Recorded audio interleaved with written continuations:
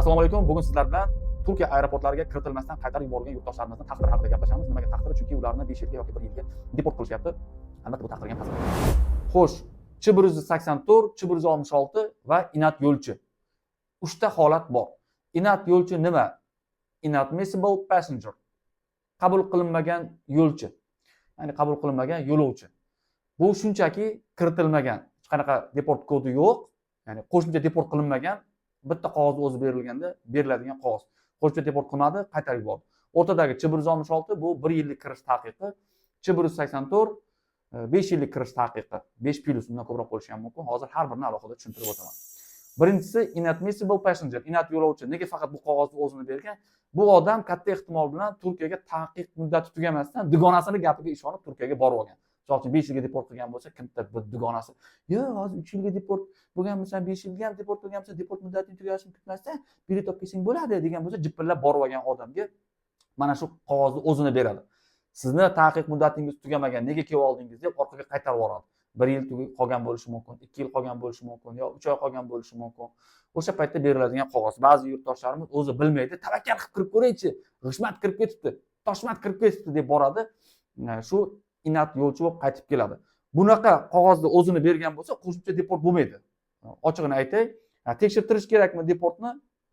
Agar siz esolmayapman, bundan boshqa qog'oz bo'lishi mumkin, telefonlarimni tekshirgandi, sumkamni tekshirgandi deb o'zingizdan shubhalansangiz, bu qog'ozdan boshqa bir qog'ozdan bor edi, lekin men olmadim yo yo'qotdim deb o'ylayotgan bo'lsangiz, deportingizni tekshirtirib olishingiz kerak bo'ladi. Deport tekshirish uchun meni Instagram lichkamga yozsanglar, Instagram mana bu yerda qoldiraman. Deport tekshirib beradigan odamni tashlayman Instagramni, Telegramni. Xo'sh, endi Ch166 kodi haqida gaplashamiz. Oxirida bularni qanday ochish haqida gaplashamiz. Birinchi o'rinda men bularni tushuntirib berayin nimaligini. Inat haqida gaplashdik. Endi Ch166. Ch166 tahdid kodi deport muddati tugab Turkiyaga borganlar yoki birinchi marta borganlarga ham qo'yiladi. Nimaga deport muddati tugab borganlarga qo'yiladi? Chunki ular jarima pulini to'lash uchun chegaradan qaytib keladi-yu aeroportdagi go'ch idorasiga kirayotgan paytda. O'z oyoqlari bilan boradi-da, meni qaytarib yuborsang bo'ladi, shundoq men o'zi oldin deport bo'lganman degandek. Yoki birinchi marta kirayotgan odamlardan ham ba'zan shubhalansa, so'raydi o'sha paytda. Qancha puling bor Turkiyada yashashga? Nima uchun kelyapsan deb shubhalangan paytda so'raydi yo'lovchilardan, birinchi marta borayotgan bo'lsa ham. Yoki boyagi jarimasini to'lab kirmoqchi bo'lgan odamlar qancha puling bor deydi. Shu jarimaga loyiq 12 ming lira pulim bor, yo 300 dollar pulim bor desa, keyin nima qilasan? Jarimani to'lading. Oxirgi pulingni sarflading. Keyin nima qilasan Turkiyada deb so'raydi. Mana shu paytda siz javob bera olmasangiz, pul ko'rsata olmasangiz, sizga Ch166 tahdid kodini qo'yadi. 1 yillik kirish taqiqi. Ch166 kodini mazmuni asosi shu. Ya'ni yetarlicha puli yo'q Turkiyada qolishga yoki yetarlicha asosi yo'q Turkiyaga kirishga degan kod. Siz jarimani to'lab kirmoqchi bo'lsangiz yoki Turkiyaga birinchi marta borayotgan bo'lsangiz, o'shaning uchun 2000 dollar bilan kelsin, birinchi marta kelayotganlar degan gap o'shandan kelib chiqdi. Kimnidir ukasini qaytarib oldi, bir bloger chiqib, ko'proq pul bilan kelish kerak ekan, men ukam qaytarib yubordi, puling bormi unga deb so'raganda, kam pul ko'rsatgan ekan, qaytarib yubordi dedi. Shuning uchun mana shu gap kelib chiqqan. Orada bir gap chiqib ketdi-yu, 2000 dollar puling bo'lmasa Turkiyaga kirgizmas ekan deb. O'zi hech qayerda yozilmagan, O'zbekiston fuqarosi shuncha pul bilan kelsin deb. Lekin aeroportda, Turkiyaning barcha aeroportida, Izmir, Antalya, Ankara, Istanbul barcha aeroportlarida kimdan shubhalansa, o'sha savolni berishi mumkin yoki jarimani to'lab kirayman desangiz, shuni berishi mumkin. Kirib ketganlar ko'p. Men aynan sizni qaytarib yuboradi demayapman. Jarimasini to'lab kirib ketgan juda ko'p yurtdoshlarimiz bor. Men maslahatlarim bilan yoki birinchi marta borganlar ham kirib ketganlar ko'p. Bu bitta reysda bitta ikkita odamlar kuzatib turiladigan holat. Yechimini keyin aytaman. Demak, inat yo'lchi ketdi, Ch166 ketdi. Endi Ch184 haqida gaplashamiz. Ch184 bularning ichidagi eng yomonlaridan biri. Ch184 kodi Turkiyaga sizni 5 yilgacha kirishingizni taqiqlaydi. 5 plus, undan ko'p bo'lishi ham mumkin. 5 yildan keyin borsangiz ham kirgizmasdan qaytarib yuborishi mumkin bu kod bilan. Bu nima degani? Endi umumiy qilib aytaman, Ch184 Turkiya xavfsizligi uchun tahdid soluvchi kod, ya'ni yomon kod. Potensial qo'pol bo'lsa ham terrorchiga qo'yiladi kod. Endi siz ularning qo'lida fakt bo'lmasligi mumkin. Shunchaki ular shubhalanadi sizni tashqi ko'rinishingizdan, o'zini tutishingizdan, telefoningizdagi videolar, rasmlar, layklardan, boshqa o'sha 200 ta odamning ichidan sizda o'sha potensial shunaqa bir qo'pol bo'lsa ham jinoyatchini ko'rgandek xulosa paydo bo'lgan paytda Ch184 kodi bilan qaytarib yuborish mumkin. Bu kod bilasizmi? Ch184 yoningizda 2000 dollar pulingiz bo'ladimi, qaytish biletingiz bo'ladimi, otel broningiz bo'ladimi, yoki chalishimizingiz bo'ladimi, o'tirimizingiz bo'ladimi? farqi yo'q. C184 ni olganlar juda ko'p. Menga ham qo'yilganmi kod? Yo'q, bu menga qo'yilmagan. Yana bilmadim, esimda yo'q. Menga 5-6 ta kod qo'yilgan, bu yo'q adashmasam. Inat yo'lchi bor. C184 olganlarning orasida chalishmizini bor, Turkiya fuqarosidan oila qurganlar bor, talabalar bor, birinchi marta borayotganlar bor, turist bo'lib borayotganlar bor. C184 ning ichida har qanday odamlar borligiga guvoh bo'lganman. Endi bu aytayotgan narsalarim birontasi sir emas.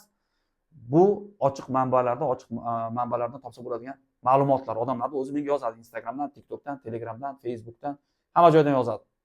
Mana shu videoni tagiga ham kirsanglar, yozganlar bo'ladi. Menda bor C184, menda bor C166. Endi qo'rqishimiz kerakmi bunaqa kodlar olishdan, qaytarib olishdan aeroportdan desanglar, yo'q, ko'ngil to'q qilib boraveringlar. Turkiya O'zbekiston fuqarolari uchun Samarqand darvozasida lang ochiq bo'lgan davlat. Ha, endi bitta reysdan bitta ikkita odamni qaytaryapti. Bunga o'sha o'zimizning yurtdoshlarimizni Turkiyada qilayotgan ishlari sababchi.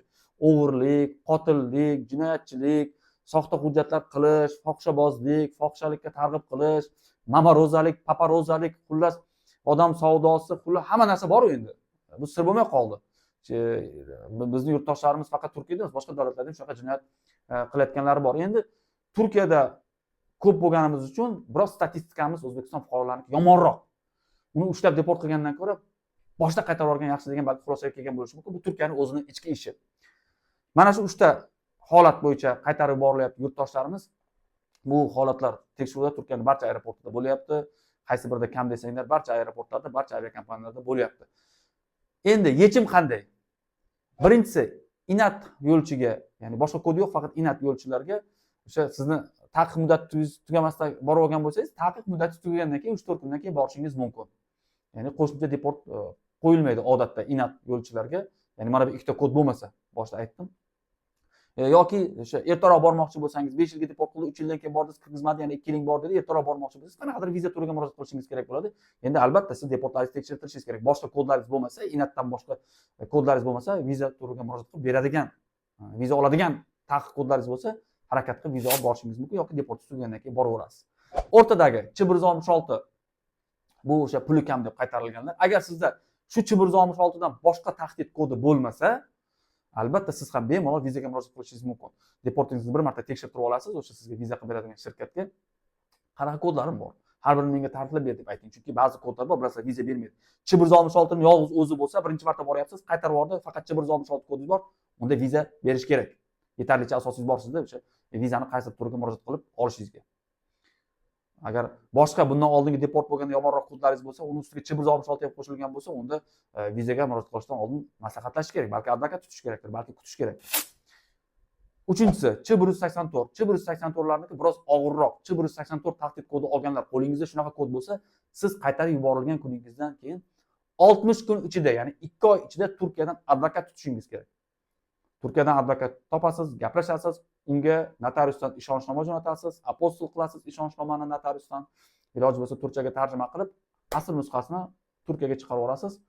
Advokat sizning nomingizdan Turkiya va go'ch idorasi bilan ya'ni sudlashadi. Nimaga qaytarib yubording? Buni bu potensial terrorchi emas-ku, bu jinoyatchi emas-ku. Adashding, bir yaxshi inson edi bu deb da'vo ochadi. Undan keyin da'vo ochgandan keyin C184 koding qoldirildi, tabriklayman desa, keyin vizaga murojaat qilasiz. Qo'lingizdagi C184 tagida viza bilan kelsa bo'ladi deb yozilgan bo'lishi mumkin, lekin bunga viza bermaydi. Konsulxonaga borasiz, O'zbekistondagi Turkiyani elchixonasiga, Samarqanddagi konsulxonasiga vizaga bor deb aytish mumkin, lekin C184 ga advokat tutish kerak. Oldin to'g'ridan-to'g'ri viza bermaydi. Eslaringdan chiqarmanglar. C184 kodi olganlar. Yo 5 yildan keyin borib ko'rasiz, advokat tutmayman, viza qilmayman desangiz, yo 5 yildan keyin borib ko'rasiz, kirib ketsangiz omadingiz. Bo'lmasa ertaroq bormoqchi bo'lsangiz, advokat tutasiz 60 kun ichida. 60 kundan keyin foydasi yo'q deyiladi. Da'vo ochasiz, sudda yutasiz, keyin vizaga murojaat qilasiz. Mana shu.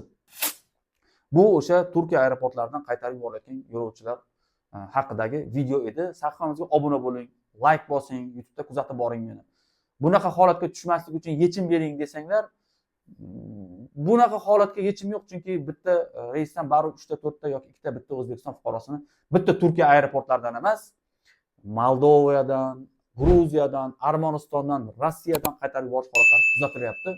Bunga boy yuqorida aytib o'tgandek, o'zimizning yurtdoshlarimiz sababchi. Bizda o'sha jinoyatchilikka moyillik biroz ko'p bo'lib ketgandek o'sha davlatlarda. Sog' bo'ling, salomat bo'ling.